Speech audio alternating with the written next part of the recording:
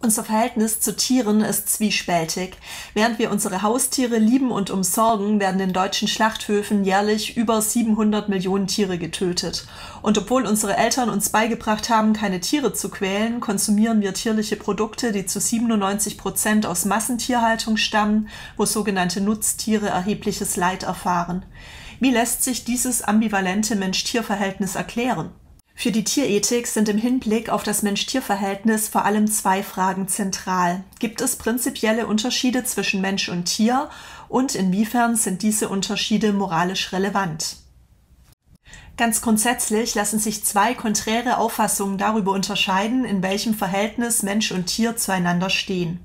Laut Differentialismus unterscheiden sich Mensch und Tier prinzipiell voneinander. Das häufigste Kriterium, das angeführt wird, um den Menschen prinzipiell vom Tier zu unterscheiden, ist die Vernunft.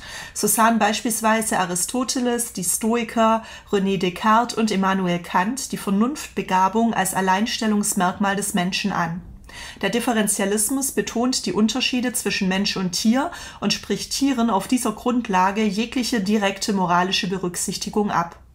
Einer der bekanntesten Vertreter einer differentialistischen Position ist Immanuel Kant. Seiner Ansicht nach unterscheidet sich der Mensch durch seine Vernunftbegabung grundsätzlich vom Tier. Nur vernunftbegabte Wesen können auf moralisch relevante Weise geschädigt werden. Tiere müssen demnach nicht um ihrer selbst willen berücksichtigt werden, sondern nur indirekt. Laut Kants berühmten Verrohungsargument dürfen Menschen Tiere nicht grausam behandeln, weil Tierquälerei dazu beiträgt, dass Menschen in ihrem Verhalten verrohen, abstumpfen und folglich dazu neigen, auch andere Menschen schlecht zu behandeln. Kant erkennt also gegenüber vernunftunfähigen Wesen nur indirekte Pflichten an. Menschliche Grausamkeit gegenüber Tieren schwächt nämlich die Moral in Bezug auf den Menschen. Differentialismus und Anthropozentrismus gehen Hand in Hand.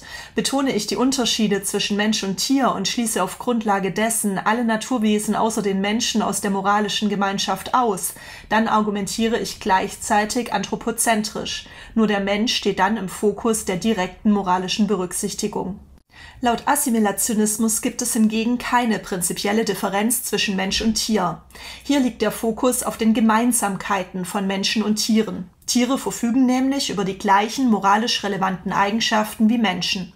Darauf aufbauend setzt sich diese Position für die moralische Berücksichtigung von Tieren ein. Zunächst wird angenommen, dass Menschen deshalb moralisch direkt berücksichtigt werden müssen, weil sie eine bestimmte Eigenschaft X besitzen. Hat nun ein Tier auch diese Eigenschaft X, dann muss es ebenso moralisch berücksichtigt werden. Es gibt dann keine Rechtfertigung, das Tier anders als einen Menschen zu behandeln. Besitzt ein Wesen Eigenschaft X hingegen nicht, dann muss es auch nicht moralisch berücksichtigt werden. Der berühmte australische Tierethiker Peter Singer definiert als Eigenschaft X unter anderem die Empfindungsfähigkeit. Ist ein Lebewesen empfindungsfähig, dann hat es ein Interesse daran, nicht zu leiden. Dieses Interesse muss folglich ebenso moralisch berücksichtigt werden wie das Interesse von Menschen. Gleiche Interessen müssen gleich berücksichtigt werden und ungleiche Interessen ungleich. Singer schreibt: Wenn ein Wesen leidet, kann es keine moralische Rechtfertigung dafür geben, dass man sich weigert, dieses Leiden zu berücksichtigen. Wenn ein Wesen nicht fähig ist zu leiden oder Freude oder Glück zu empfinden, dann gibt es auch nichts zu berücksichtigen. Ein weiterer berühmter Vertreter des Assimilationismus ist der US-amerikanische Philosoph Tom Regan. Alle Subjekte eines Lebens haben seiner Ansicht nach einen inhärenten Wert und verdienen Schutz um ihrer selbst willen. Auch Tiere sind Subjekte eines Lebens und haben Rechte. Regan schreibt: Und die wirklich entscheidende, die grundlegende Gemeinsamkeit ist schlicht die: Jeder von uns ist das empfindende Subjekt eines Lebens, eine bewusste Kreatur mit einem individuellen Wohl, das für uns von Bedeutung ist, unabhängig davon, wie nützlich wir für andere sein mögen. Demzufolge verletzt jegliche Nutzung die Rechte von Tieren und muss daher beendet werden. Tieren darf kein unnötiges Leid für triviale Zwecke zugefügt werden. Sie dürfen unter keinen Umständen geopfert werden, um die Interessen anderer zu befriedigen. Assimilationistische Positionen gehen meist Hand in Hand mit dem Pathozentrismus. Menschen und Tiere sind empfindungsfähig und müssen daher auch beide direkt moralisch berücksichtigt werden. Heutzutage ist man sich weitgehend einig darüber, dass Tiere einen moralischen Wert besitzen und moralisch berücksichtigt werden müssen. Begründet wird dies meistens mit der Empfindungsfähigkeit von Tieren. Fast alle zeitgenössischen Tierethiker vertreten daher einen pathozentrischen Ansatz. Die spezifisch menschliche Vernunft gilt nicht länger als Ausschlusskriterium aus der moralischen Gemeinschaft. Der Anthropozentrismus ist in der neueren tierethischen Debatte weitgehend überholt. Im Pathozentrismus gehören alle empfindungsfähigen Wesen zur moralischen Gemeinschaft und müssen direkt moralisch berücksichtigt werden. Ob jedoch innerhalb der moralischen Gemeinschaft alle gleich viel wert sind oder es Abstufungen gibt, ist umstritten. Wie viel zählt ein Tier moralisch im Vergleich mit einem Menschen? Zu dieser Frage gibt es zwei unterschiedliche Auffassungen. Der Egalitarismus vertritt die Ansicht, dass alle Wesen innerhalb der moralischen Gemeinschaft den gleichen Eigenwert haben und dementsprechend gleich behandelt werden müssen. Sie zählen alle im vollen Umfang und um ihrer selbst willen, genauso wie Menschen.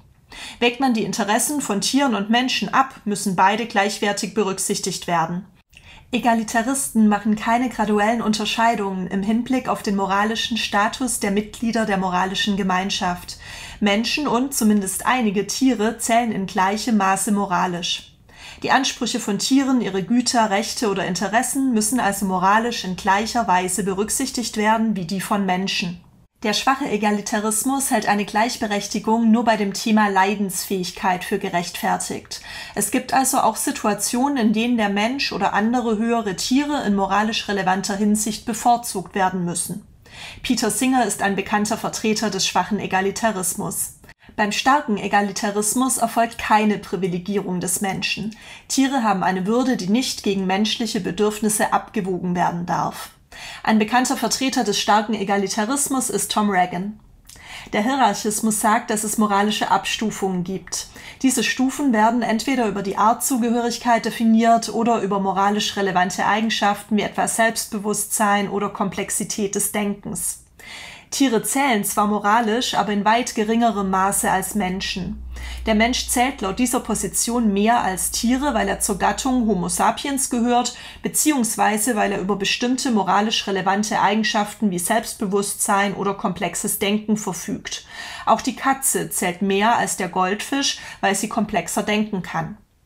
Es gibt starke und schwache Ausprägungen des Hierarchismus in der Tierethik. Die Unterschiede im moralischen Gewicht von Menschen und Tieren verschiedener Spezies können als mehr oder weniger groß betrachtet werden. Tiere werden zwar auch im Hierarchismus als Mitglieder der moralischen Gemeinschaft berücksichtigt, aber nicht im gleichen Umfang wie Menschen. Das Leid und das Wohlergehen der Menschen ist vorrangig zum Leid und Wohlergehen der Tiere. Menschliche Rechte, Güter oder Interessen haben Vorrang vor tierlichen Rechten, Gütern oder Interessen. Eine solche moralische Bevorzugung des Menschen entspricht unserer Alltagsmoral. Wenn beispielsweise ein hungriger Hund ein Baby angreift, würden wir nicht gleichermaßen zwischen den Interessen des Hundes und des Babys abwägen. Meist haben im Hierarchismus Tiere im Vergleich zu Menschen einen viel geringeren moralischen Status. So kann der Gebrauch von Tieren, zum Beispiel in der Forschung oder der Nutztierhaltung, bereits durch einen geringen Nutzen für den Menschen moralisch gerechtfertigt werden. Ein Vertreter des Hierarchismus in der Tierethik ist der US-amerikanische Utilitarist Raymond Frey. Für ihn haben Menschen einen viel höheren Wert und einen höheren moralischen Status als Tiere. Viele Formen der Tiernutzung sind daher für Frey moralisch akzeptabel. Gibt es deiner Meinung nach einen prinzipiellen Unterschied zwischen Mensch und Tier? Und falls ja, lässt sich dadurch unser derzeitiger Umgang mit Tieren rechtfertigen? Mit den Quizlet-Lernsets Anthropozentrismus und Pathozentrismus kannst du dein Wissen zu diesen beiden umweltethischen Positionen jetzt auffrischen oder vertiefen.